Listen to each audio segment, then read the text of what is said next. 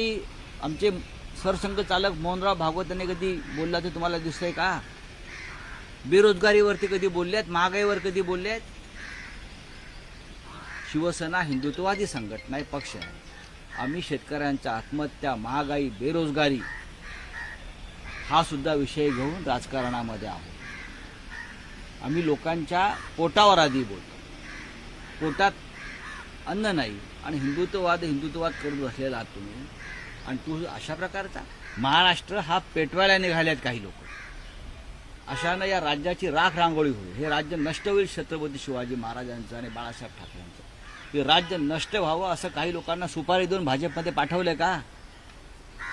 हे कालपर्यंत वीर सावरकरांना शिव्या घालत होते, कालपर्यंत राष्ट्रीय स्वयंसेवक संघाला हापचड्डीवाले म्हणत होते, देवेंद्र फडणवीस नरेंद्र मोदींना शिव्या घालत होते. ते आज आम्हाला हिंदुत्व शिकवत आहेत. आणि हिंदू मुसलमान याला दुकान वेगळं, मटणाचं त्याला दुकान मटणाचं वेगळं.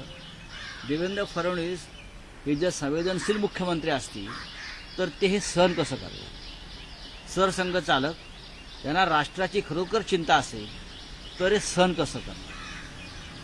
अशा प्रकारचे हलाल आणि झटके कारण नसताना ते सहन कसे करतात?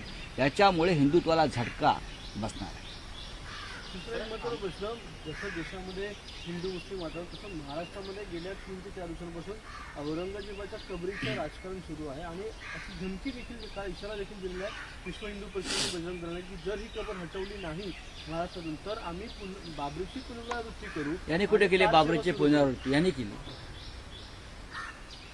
ते पळून गेले, आम्ही होतो. आमच्यावर अजून खटले सुरू आहेत.